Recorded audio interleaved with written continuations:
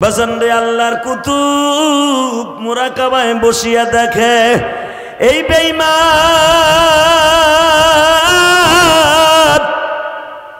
আমার মাওলার সাথে শিরক করেছে, জিন সাধন করছে এবং জিন সাধন করতে যাইয়া তার মানুষের চোখের মধ্যে ধুলা দিয়া শয়তান তার হাতের মধ্যে গ্লাভস লাগাইয়া আগুনের মধ্যে হাত ঢুকাইয়া দিয়া বসে থাকে। আমার ভাইরা রে, ইমাম থানভী রহমাতুল্লাহ আলাইহি চালাকি বুঝে ফেললেন, সূরা ইয়াসিন তেলাওয়াত করলেন, শয়তান তাদের হাত থেকে নজরবন্দি চলে গেল। ইমাম থানভী এবার বললেন, পারলে আমার সামনে আগুনে হাত দে, আগুনে হাত দে। এখন বদমাইশ দেয় না, মারহাবা কোন এখন দেয় না। ইমাম থানভী বলতেছে, কিও হাত দে, কয় না দিমু না। উল্টা ফিলে কইতেছে, আপনি কি মনে করেন যে আমার ধর্ম সত্য না? আমি কি সত্যকারের ধর্মযাজক না? আমি হিন্দুদের বড় দেবতার মালিক না?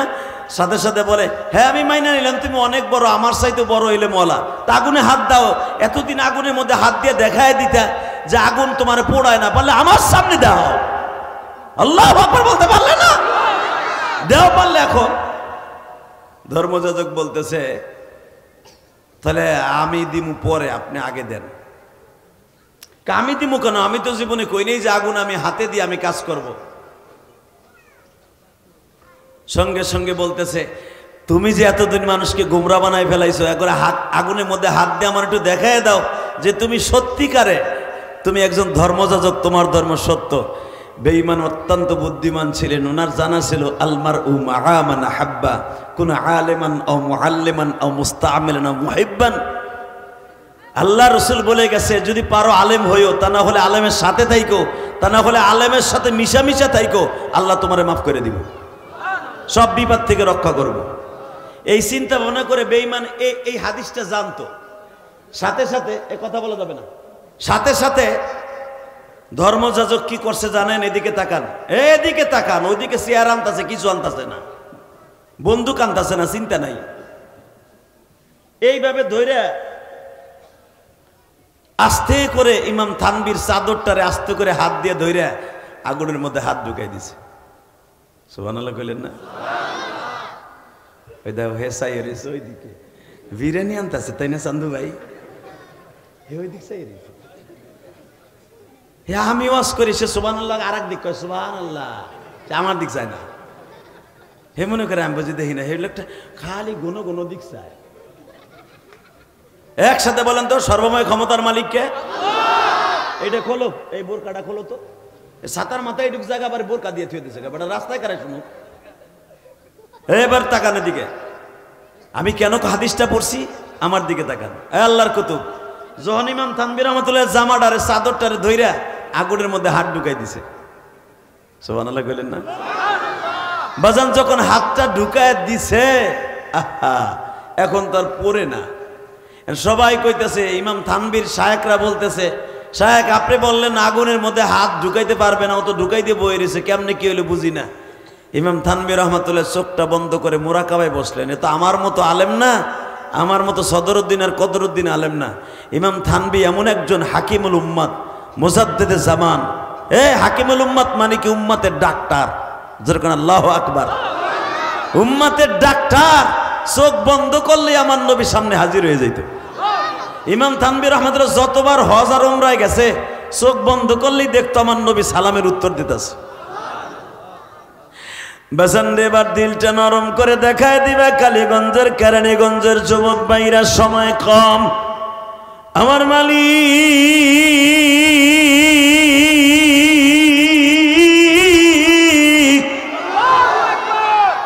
ইলহামের মাধ্যমে ইমাম থানভীর কাছে আওয়াজ দিতেছে, থানভী রে,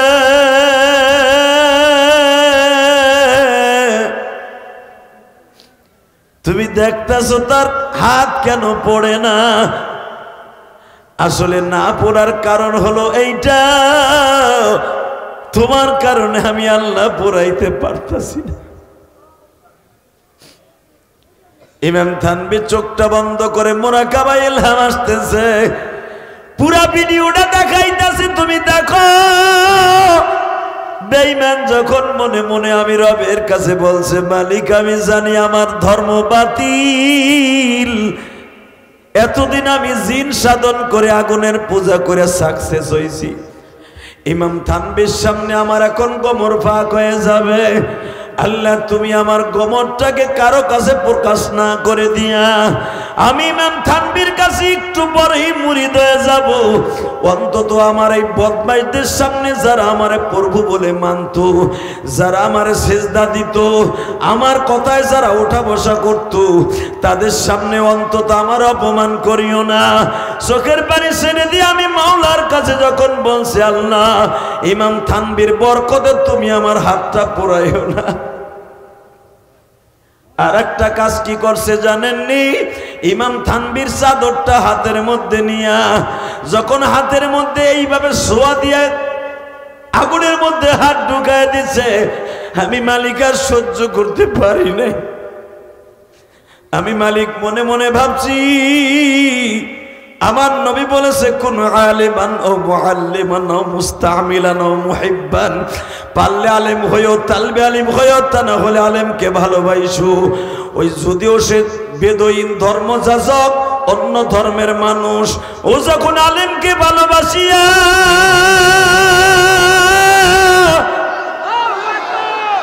আলেমের চাদরটা হাতের মধ্যে এক হাতে চাইবে ধরিয়া আর এক হাত দিয়ে যখন আগুনের মধ্যে ঢুকাইয়া দিছে গো, আমি মাওলার দৃশ্যটা ভালো লেগে গেছে। আমি মাওলার সহ্য করতে পারি না।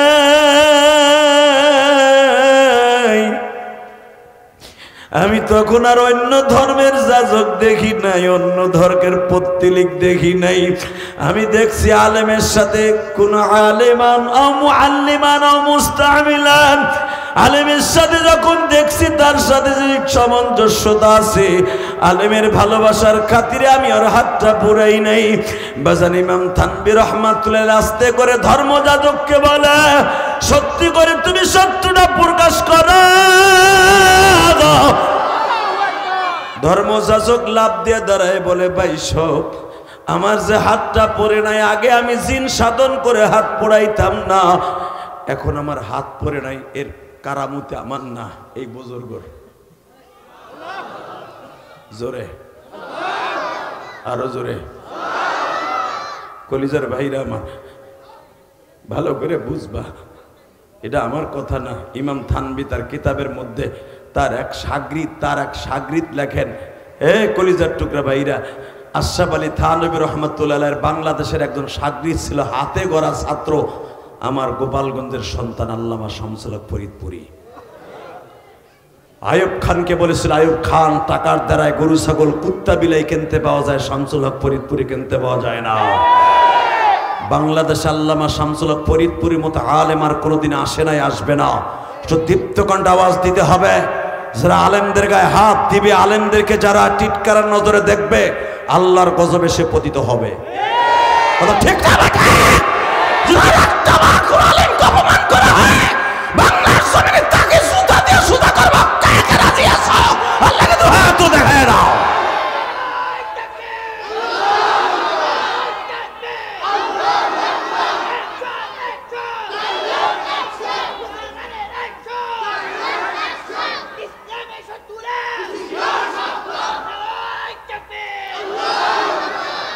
কলেজার ভাইরা দিকে তাকান, মাইকের আওয়াজ কমাও কেন?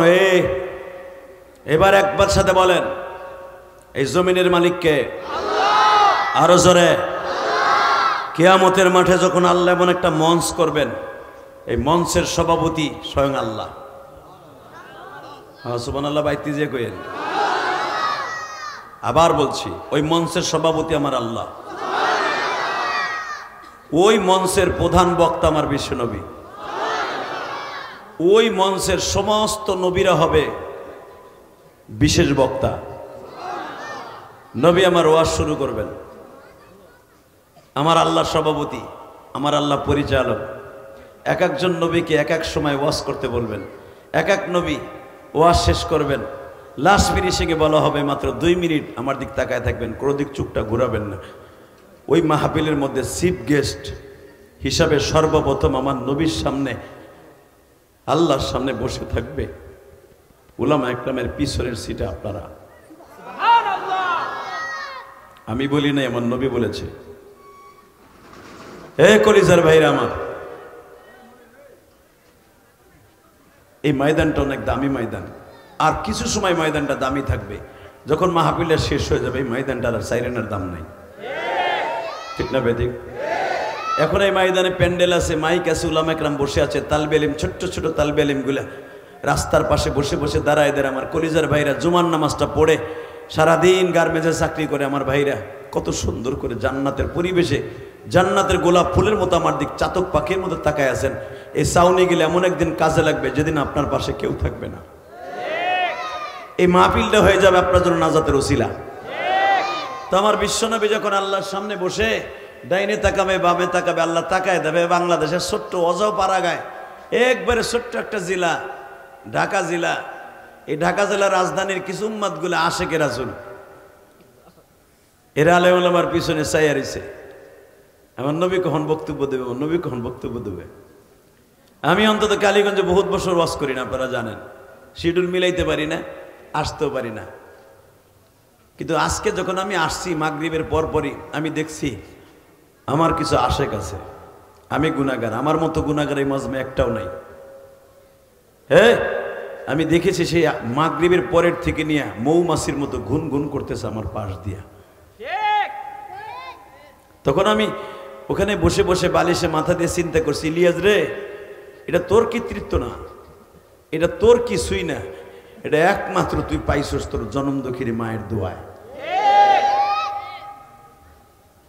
শুধু এখন দিলটা নরম করে দিবেন। আমার বিশ্বনবী এরকম স্টেজে বসে আস্তে করে তাকায় তাকায় দেখবেন আমার আশেক কয়জন আছে। হঠাৎ করে দেখবেন একটা আশেক লাভ দিয়ে দাঁড়ায় বলবে, নবী গো, আপনার ওয়াজ কখন হইব, কখন হইব? দাউদ নবী ওয়াজ করলো, আদম নবী ওয়াজ করলো, শীষ নবী ওয়াজ করলো, ঈসা নবী ওয়াজ করলো, সালেহ নবী ওয়াজ করলো, সমস্ত নবীরা ওয়াজ করলো, আপনি কখন করবেন? আমার নবী বললেন, আল্লাহ আমাকে যখন মাইক্রোফোন দেবে তখনই করব। বলতে না বলতে বাবা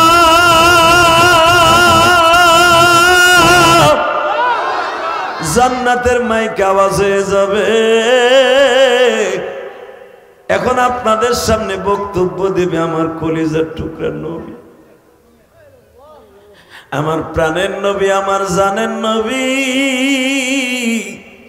দুনিয়ার সব নবীগুলা আল্লাহর প্রতি আশেক ছিল বাবা, আর আমার নবীর প্রতি আশেক ছিল স্বয়ং আল্লাহ। কলিজার টুকরা উম্মাত বাইরা, বিশ্ব নবীর উম্মাতে না, এটা আমার বাপের বানানো কথা নয়। শুধু দীপ্ত কণ্ঠে দিলটা নরম করে দিয়ে চোখের পানি ছেড়ে দিয়ে দেখো মালিক কেমনে তোমার মাফ করে দেয়। আমি আপনাদের বুঝাইতে পারবো না ওই মাজমার অবস্থা কি হবে বাবা। বিশ্ব নবী যখন আমার আল্লাহর আওয়াজটা শুনি এখন আমার নবী ওয়াজ করবে, আমার নবী লাভ দিয়ে দাঁড়ায় বলবে, ইয়াসিন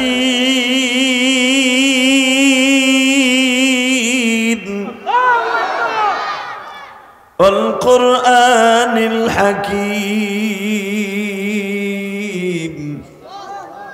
ইন্নাকা লামিনাল মুরসালিন আলা সিরাতিন মুস্তাকিম। যখনই আমার নবী বলবে ইয়াসিন,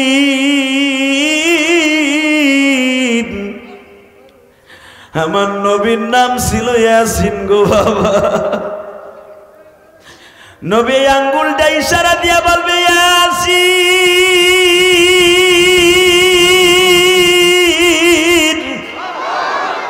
ওয়াল কুরআনিল হাকীম।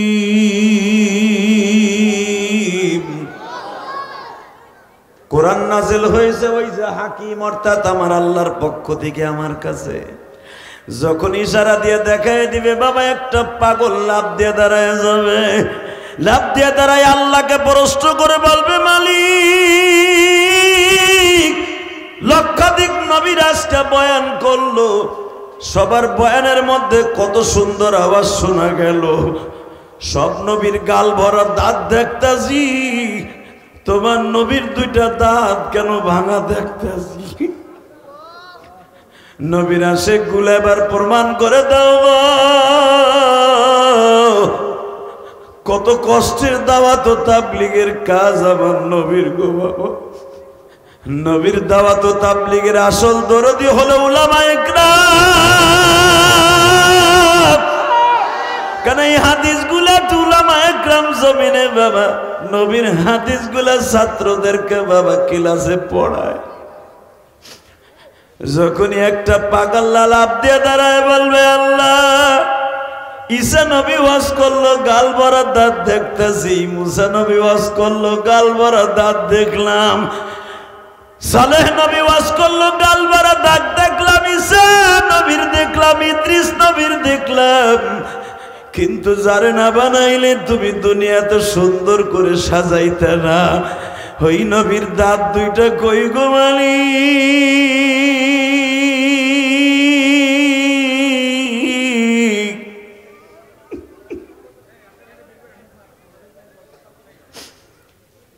আর একজন পাগল লাভ দিয়ে দাঁড়ায় বলবে তোমার বাড়ি কই, কোন শহরে তোমার বাড়ি?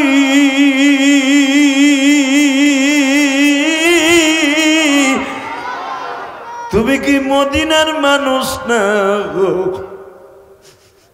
লাভ দিয়ে দাঁড়ায় বলবে আমি মদিনার মানুষ না সত্য, আমি আমার নবীর জানের চাইতে বেশি ভালোবাসি। আমি আমার মায়ের কারণে জীবনে নবীর দেখতে যাইতে পারি নাই। যখনই আমি গাঠটি বুসকা বাইন্দা নবীর মসজিদে দাওয়াত ও তাবলীগের কাজের জন্য যাইতে চাইতাম, আমার মা রাস্তায় দাঁড়ায় বলতো ওয়াইজ রে, আমার নবীরে দেখার লাগে অনেক মানুষ আছে, আমারে দেখার মতো কেউ নাই রে ওয়াইজ, তুই যাইস না। বাজান আমি এখন দেখবো আশিক রাজুল কয়জন আছে, হঠাৎ করে দেখা যাবে ওই মাসবার মধ্যে থেকে মহিলা সেকশনের মধ্যে থেকে একটা মহিলা লাভ দিয়ে দাঁড়ায় যাবে, দাঁড়াইয়া কাপড়ের আসল থেকে বাবা অনেকগুলা ভাঙা দাঁত লইয়া মৌলার সামনে দাঁড়ায় যাবে। আমার মৌলার সামনে দাঁড়ায় বলবে মালিক,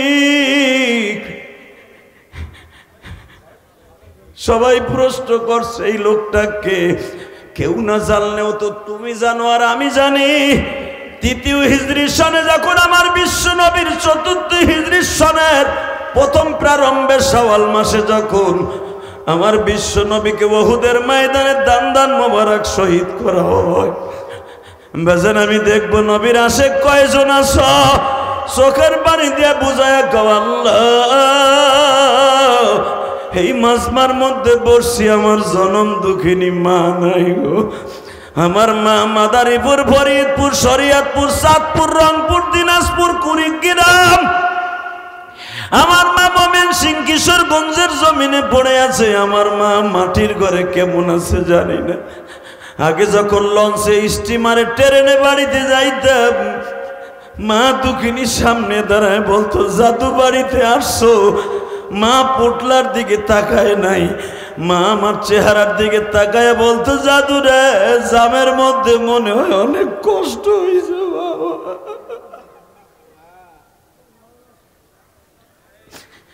আজকে ঠিকই তো বাড়িতে যাই গো বাবা, বাড়িতে যাইয়া দরজা জানালা ঠিকই দেখি, মা দুঃখিনী রে দেখি না।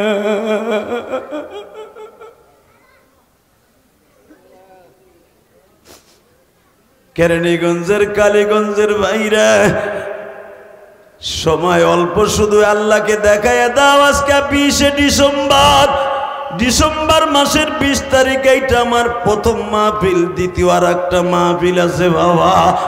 প্রথম মাহফিলে বসে 20 ডিসেম্বর 2024 সাল সাক্ষী রাইখা গেলাম।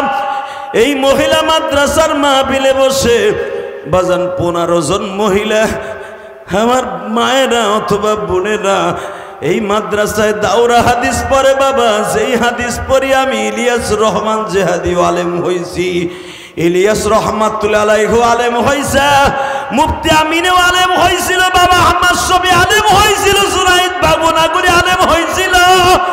এই হাদিসের কিতাব বাবা এই মাদ্রাসায় পড়ানো হয়, মহিলারা পড়ে। আমি আমার মা বোনদেরকে বলবো, মা এই দুনিয়ায় মার মতো দরদি কেউ নাই গো। মহিলা কাপড়ের আসল থেকে দাঁতগুলা বের করে দিয়া বলবে, মালিক আমার এই দাঁতের ইতিহাস শুনিয়া কালীগঞ্জ মহিলা মাদ্রাসা আমিন পাড়ায় বসিয়া তোমার কিছু নবীর আশেকগুলি চোখের পানি ফেলাইয়া কাঁদছিল, ওদের মা বাবাকে তুমি মাফ করে দাও।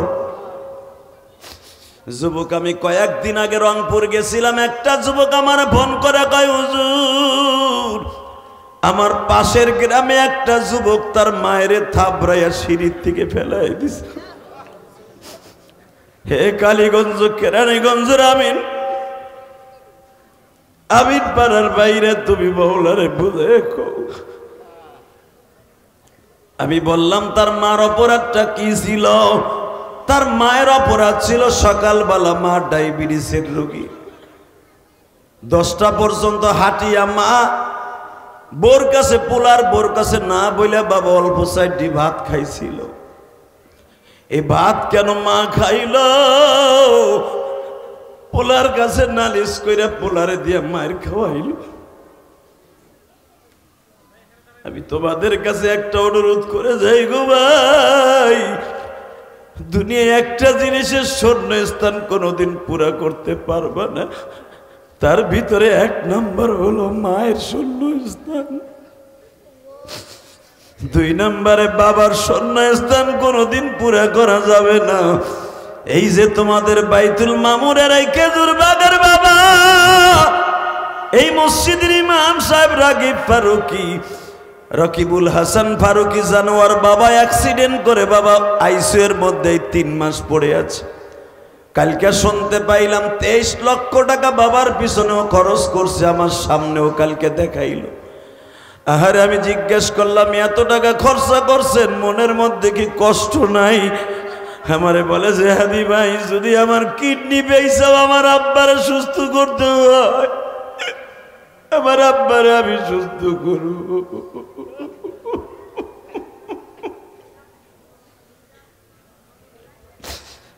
কারণ এই ফারুকি জানে যদি আব্বা একদিন চলিয়া যায়, আমার একদিন টাকা থাকবে, বাপ থাকবে না বাবা।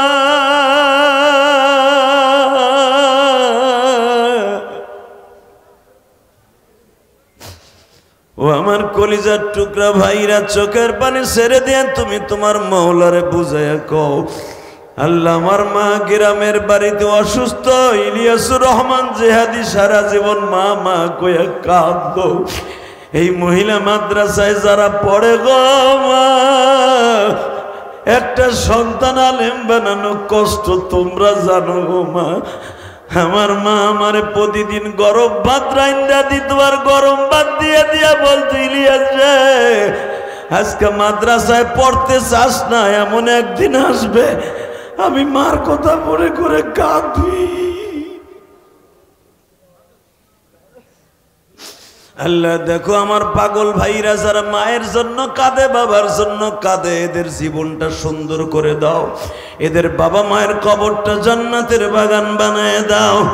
এ আমার আমিন পাড়ার কলিজার টুকরা কালীগঞ্জের যুবক ভাইরা, একটা সত্য কথা বলে দিয়া যায়, দুনিয়ায় একটা মাত্র দরদি আছে, টাকা লাগে না, পয়সা লাগে না, শুধু মুখের 2টা মিষ্টি কথা বললেই খুশি হয়ে যায়, তার নাম হলো মা। ঠিক না বেঠিক? জোরে কও। তোমার যে কয়দিন ব্যবসা ঠিক আছে, পকেটে টাকা আছে, ততদিন বউ ঠিক আছে, ততদিন শ্বশুর শাশুড়ি ঠিক আছে। যেদিন তোমার পকেটে টাকা থাকবে না, ঋণী হয়ে যাবা, বউ দেখবার একজনের সাথে পরকিয়া করে বাবা চলিয়ে গেছে। কথা কও না কেন? কিন্তু এমন একটা দরদি আছে, বাপ তোমারে আমারে রাইকা 7 বছর বয়সে মারা গেছে, অথবা বাপ তোমার আমার মাকে ফেলাই দিয়ে অন্য জায়গায় রংপুর দিনাজপুর যে বিয়ে করে থাকতাছে, তোমাদের আমাদের কোনোদিন খবর লয় নাই।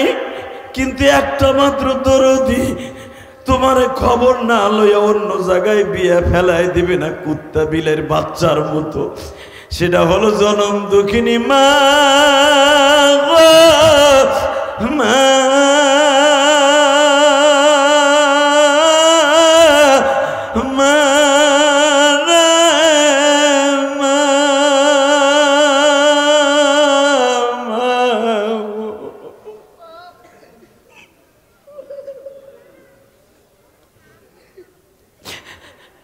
আমার যুবক ভাইরা তো বলে দিয়ে যাই, এই শীতের মৌসুমে গ্রামের বাড়ি যায় দেখো মা কত সুন্দর বাবা বিটা তোমারে বানায় খাওয়ায়, কত সুন্দর দেশি মুরগা জবাই দিয়ে তোমারে আমারে খাওয়ায়। বাবা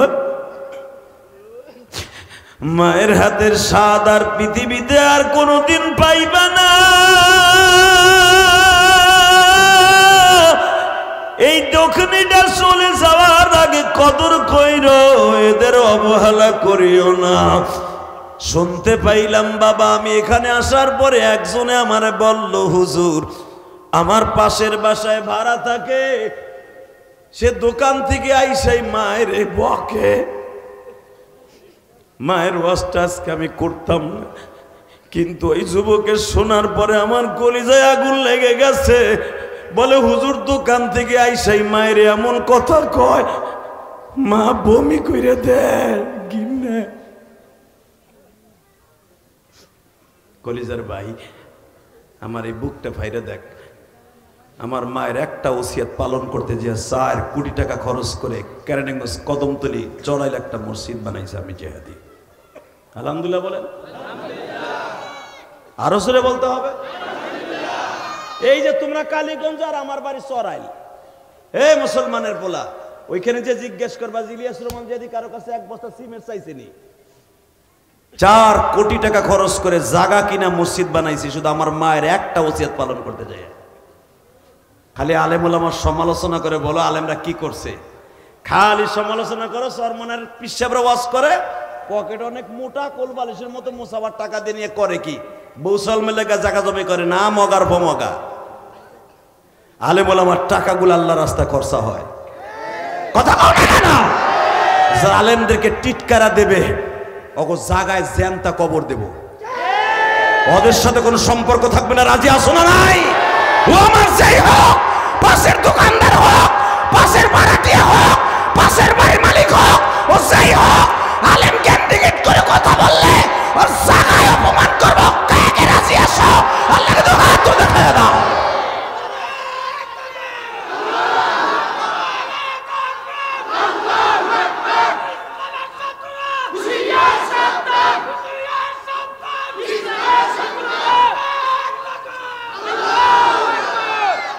এই রাখো, টঙ্গীর ইস্তেমায় আলেম ওলামারে মাইরা জিততে পারবা না, ঠিক না ভাই? ঠিক।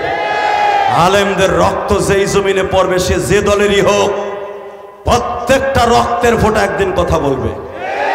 দুনিয়ায় কথা না হোক, আখেরাতে কথা বলবে। শাইখে সরমনাই নায়েবে আমির সাহেব কাকরাইল যে বলে আসছে, আপনারা জানেন না, জালেমদের প্রতিটা ফোঁটা রক্তের কথা, প্রত্যেকটা রক্তের ফোঁটা একদিন বাংলার জমিনে শাহজালাল আমানের দেশে কথা বলবে।